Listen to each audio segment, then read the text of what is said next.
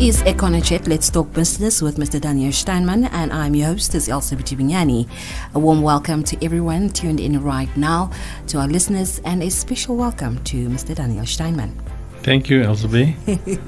Okay, so last time we had a conversation, we talked about the mid-year budget review. Yeah. So that is a tongue twister. Eh? Yeah. Your budget review. So it turned out to be good. I mean, I wouldn't say everybody's happy because probably they don't understand it as well as you do.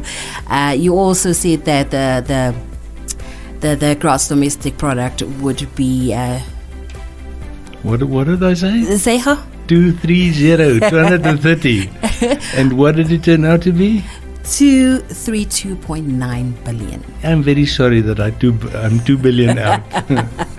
But you said it, and it was said by the finance minister. So you also said that he would be happy, and he was happy at the end of the day. He's a very happy finance minister. He's a happy finance minister. Okay, so just to get back into the mid-year budget review, can you give us a breakdown of for those who probably missed it and don't understand why certain amounts was allocated, why this was happening? I mean, some people also had a problem with the minister taking some part of the money and putting it where he was supposed to do it from the get-go when, Small amounts. But, for us on the ground, it's big amounts. Well, 176 million is big for you and for me. But in terms of the budget, it's peanuts, you know. On the note that I prepared for you, there's a big word at the top, and I want to challenge you now. So let's see. I can already see it's French. Ah, nice, Elsa B. So are you going to give it a go, a try? No, I would not want to do that. Yeah, no, because about 6 years ago, it was before COVID. It was one of those buzzwords in budgeting, and it was a very popular term. It was everybody was doing that word.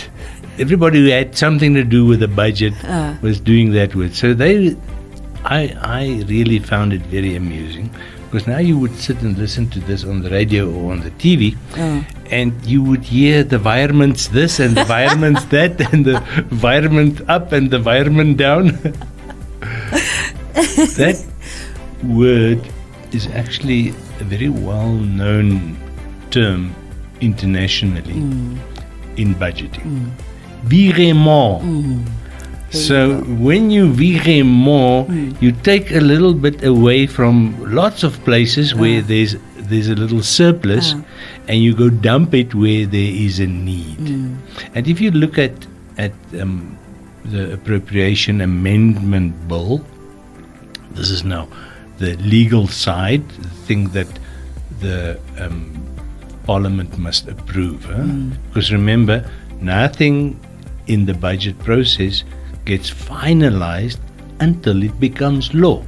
That's why we called it a appropriation bill for the main budget and an appropriation amendment bill for the mid-year review. It has to be approved by the lawmakers in the form of a law, which is the appropriation bill. So if you look at it's just two sheets of paper. It's very short, but this is where the virement principle is applied. And the biggest movement is with the vote of the office of the Prime Minister. And in the speech, the Minister clarifies very, very well why these movements. And one is to make provision for drought. And there's about 4 or 5 items that he lists that all run under the office of the Prime Minister. But they have a social bearing. They're not strictly speaking economic, So it's what we would call from a commercial perspective, you would call it a social investment or that sort of thing. So you will see that the vote of the office of the Prime Minister, the allocation there more than doubled. it's about 800 million that went there from just over 400 million. The others are relatively minor. You know,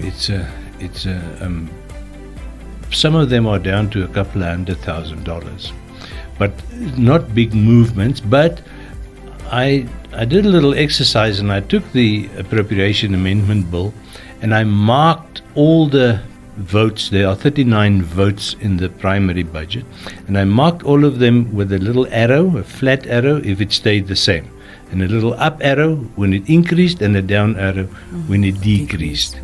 And obviously there are more up arrows than down arrows, but significant amount of votes where the allocation stayed the same. Now, if you consider that the request for bigger allocations came to 5.3 billion Namibia dollar, then obviously you can see that the rest of the budget would not have made sense if the minister just simply granted that. Yeah. Because the question is, we've got a little bit more, and when we come back, I'm going to delve into how much more we got, but and what is the effect on the allocations. But I think it's very, very responsible for him to have basically only granted 2.5 billion of the 5.3 billion requested by the ministries.